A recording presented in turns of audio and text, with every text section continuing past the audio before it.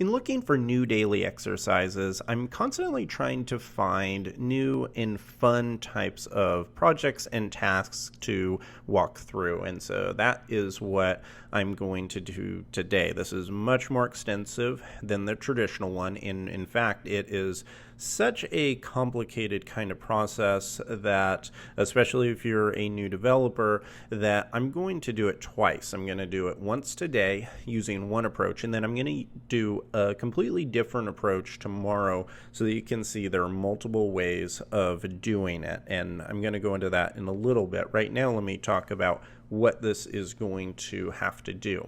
So what we have right here is a XML counter. Now, if you are not familiar with the XML type of format, it is a data format similar to JSON in the sense that whenever you're working with an API, XML and JSON data are two of the most popular types of responses and structures that you're going to find.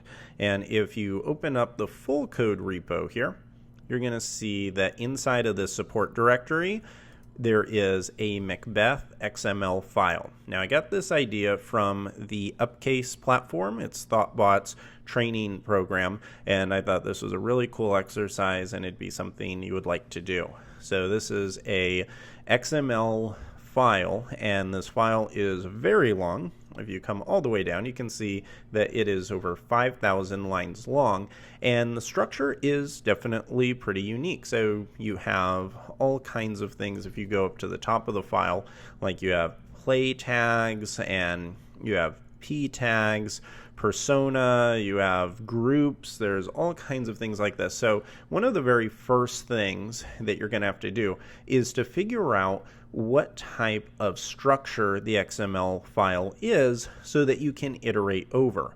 Now, there are a couple different approaches even in being able to parse this. I have seen a few solutions where the developer used a tool such as Nokigiri, which allows you to take XML data, pass in some selectors, and then grab all of the tags that way. And that's perfectly fine to do. Neither of the solutions I'm going to do use it. I like to try to keep things as much on a Ruby level as possible. And so what I'm going to do is I'm going to convert this entire XML file and all the data into a hash. So I'm going to come back here, and this is on March 20th. So I'm going to open up the file for the 20th.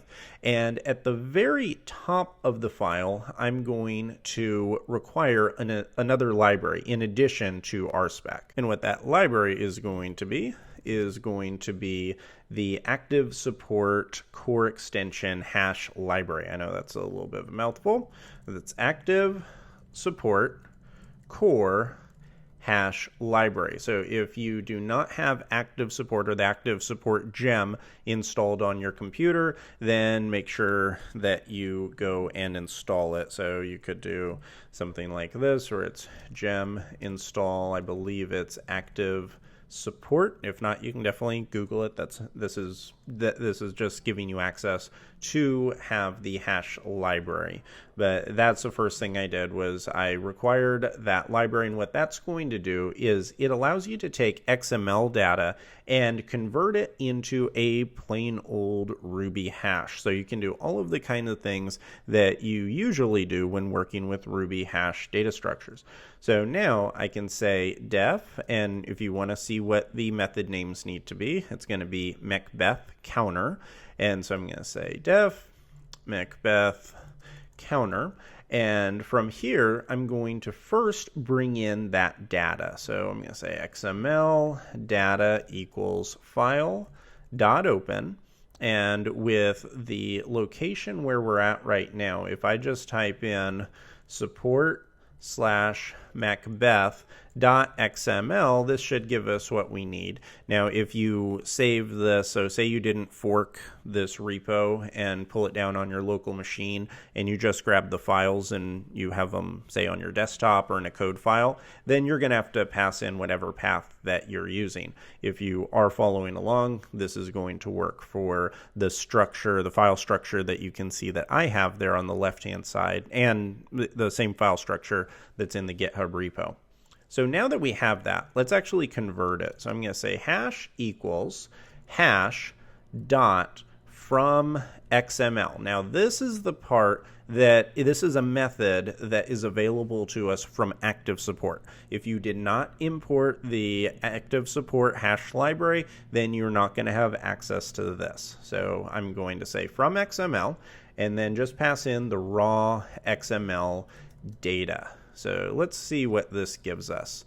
I'm going to say Macbeth counter, and I'm just going to run the entire thing and see if this part of it works. So in other words, that it sets the file right, and okay, and it looks like we have a load error, and I think I know the issue. I think that I may have installed active support in a different version of Ruby. So let me close this, and I'm going to save it, close the file, and gem install active support, and see if this gives us what we need. And hopefully that I remembered the right name. And yes, it looks like that is all working. And that's a good lesson for you if you are using different versions of Ruby like I'm using, then this is something that could happen. I believe I have active support installed in Ruby 2.4. As you can see here on the right hand side that I'm using Ruby 2.3.1 patch 112. So that's probably the reason why. Now if I come back to March and come to March 20th, you can see that that is there. Now if I try to run this, now this should work. Nope, cannot load such file. Let's see if I spelt it wrong.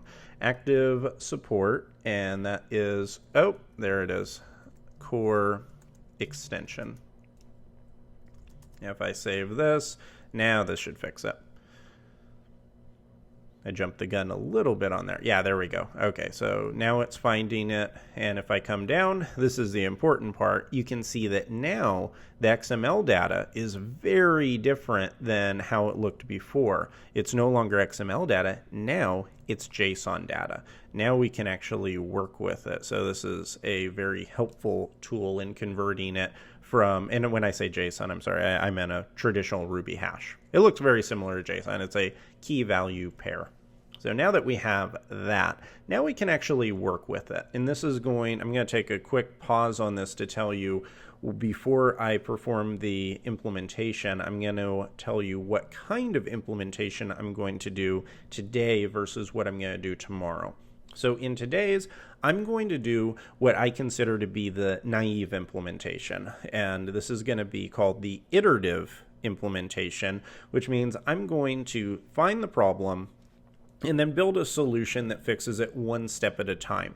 If you're doing this in a coding interview, this may be the best approach, and you can say, this is I'm taking the iterative approach for doing this. It's not going to be quite as elegant, and it's not going to be as scalable. And so tomorrow, I'm going to show you how to solve the exact same solution and how to implement something that uses the functional approach. And so the functional approach is a way of separating out, abstracting some of the concerns so that it's more elegant and also so that it can scale better and we can build something that can be used by other system components. But for right now, I'm going to go and show you kind of the naive way of doing it.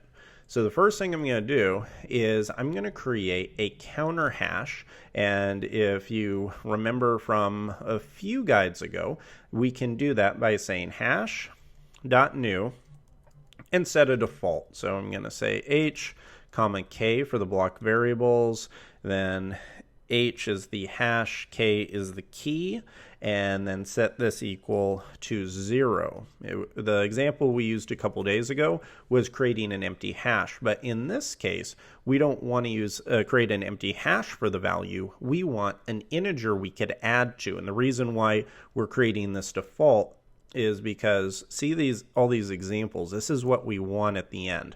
We want the character name, and then we want a count of how many lines that they've made.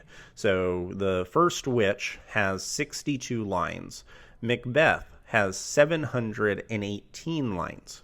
Let's take a quick pause on this and open up the Macbeth file again just to take a peek into what we're actually trying to do. So if I move down a few pages, you can see that we have a tag of speaker, and even right here it's first which. And then inside of that, or I shouldn't say inside, right below that, we have lines. So what we're trying to do is we are trying to count the number of lines per speaker. And because it's a play, we can't just say, okay, first which, count it, and then she has 2 lines, because they keep on going down. And if you come here, first which again has another line. So what we need to do is create a running total for every single character. So that is, it's actually a little bit less trivial than I originally thought when I started building it out,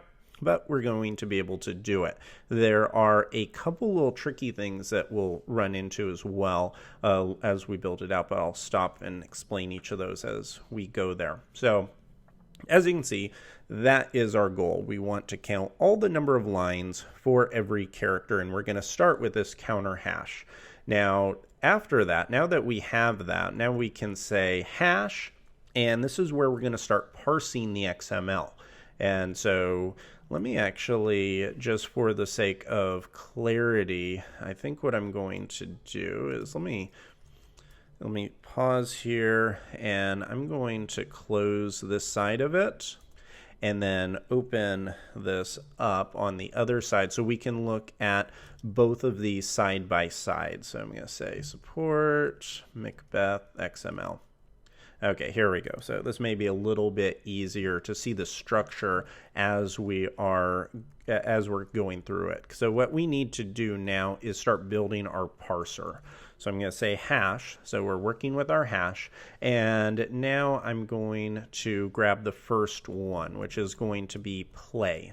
And if I switch over to this side and look for play, you can see that we have the ending tag for play, but the play is actually the first element. And if you inspect the hash that's generated, this is the very first element that we have access to. So we're going to grab that, and using hash syntax, we're going to put another bracket and say act.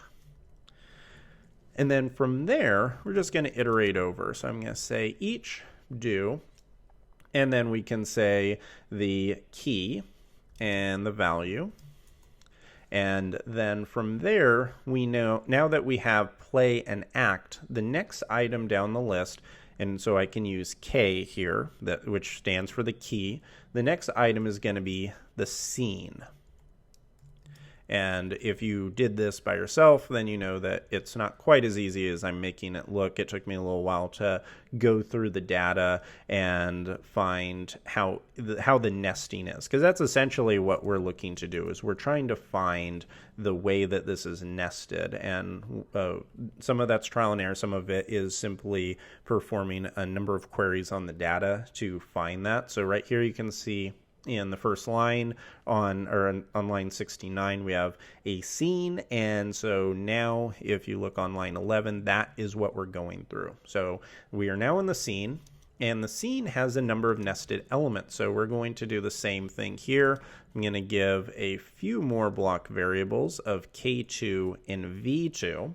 And inside of this, we have, so the way it works is there's a play and an act.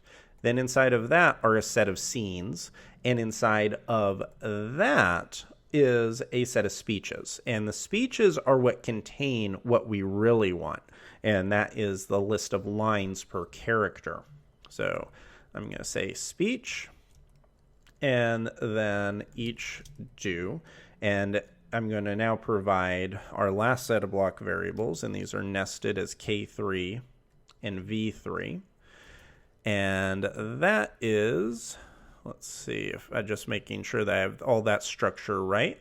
And if we come down here, you can see that, so we have scene, and then inside of this, you see how we have a speech right here, and the speech has beginning and ending tags. So we want to iterate over each one of these, and then we have a speaker, and then a set of lines. So this is getting to the point where we're actually able to work with it. So now we have our speech. So let's see what we have to do in order to parse through that. Well, first thing is I need to start adding to the counter hash, what we created there on line 8, and I'm going to pass in K3, so this is the key, and it is for the speaker. So this is for the speaker, and that is going to be the key to our counter hash. If you look down starting on line 1, you can see that in each one of those elements, the left-hand side, which is a key, is the speaker name. So that's what I'm grabbing right there. And then I'm going to add to that value. So I can use the plus equals to increment it. And I'm going to say array and then K3 and then look for the line. So now I'm going to say for every line, I want you to add 1, or I should say to add whatever the count is. So in other words, here for the first which, it's going to find the speaker, that's going to be the key. Then it's going to look at the lines, and it's going to count the number of lines, because that's one of the cool things that by converting this to an array, or I should say converting it to a hash, allows us to use all these cool kinds of processes that you would with normal Ruby. Now, one thing you may wonder, why am I casting this to an array? It's a great question, and it's because usually these are arrays. So in just about every instance, this is an array, but I ran into this one little bug where whenever there's only a single line, so like here on line 86, and here on line 91, and 96, and anytime there's a single line, then it throws an error because you can't count that. The way that active record or active support converts this is if there's only a single line, it's a string. If it is multiple, it's an array. So anytime you're dealing with weird data that kind of has some odd behavior, then usually you want to see how can I normalize this. In this case, by converting them all to arrays, this will not have any effect when it gets run on an array. So in other words, if I come here and I have, let's see, so I'm going to call array and call it on an array. You can see that if I run this, line 20 is simply going to be an array. It doesn't like nest it inside another array or anything like that. But if I call it on, something else, and I run this, then this is going to convert that string to an array. It's going to be an array of a single element, which is exactly what we want. And that was a little bit of a tricky thing because I'd never worked with the Macbeth XML data before, and I wasn't aware that that's the way it worked when it was parsing it. So that is a lot of code, and at the very end, we need to return the counter hash. Now let me come and run this, and hopefully this works. We're going to see here in a second. So saving this and running it should give us what we need. And line 21, you can see that yes, that appears to work. We have a hash returned, and it has each one of those elements has a count associated with it that has all of the lines for it. And now if we want to run it and say, okay, now that we have our Macbeth counter, how many lines does Macbeth have? And we can use this we can use the bracket syntax for this. And if we run this, we're going to see line 21 should equal 718, and it does. So that works nicely. I'm going to save that file, close this one, and now let's run these tests. So March 20th, running that. There we go. 2 examples, 0 failure. So we have a system that can query however many lines any character had, and it's doing it all by parsing a XML file. So this is definitely more challenging than most of the exercises we go through, but I thought it'd be a good example for how you can work with XML data. Now, one last note before I end this exercise is that this is a great way of implementing this, say, in a coding interview, because if you are familiar with how to work through nested hashes, this is a little bit more straightforward. You can kind of, like I said, I don't want to make it sound like this is easy, because if you're a new developer, this is not easy. This is probably one of the more challenging things that you've seen in these exercises. So I don't want to diminish the challenge level of it, but I more want to say that this approach is something that if I were to go do a coding interview, and I was asked to do this is probably the way I would do it, because I can kind of keep each one of these in my mind, and I can use this as a way of saying, okay, I want to parse the play and the act, then I want to go through the scene, then I want to go through the speech, and then I want to go and I want to sum all of those elements up. So that is, that's kind of one way of doing it. And then we have this counter hash that's adding the elements, and then we're returning it. This is, though, the iterative approach. It's, in my mind, it's kind of the naive way of doing it. So in tomorrow's guide, we're going to start with this code. So we're actually going to start with the working example, and I'm going to show you how we can break this apart and take a functional approach, which is going to be more elegant, and it's also going to be more scalable, meaning that we could use it for other XML parsing systems. So I'll see you then.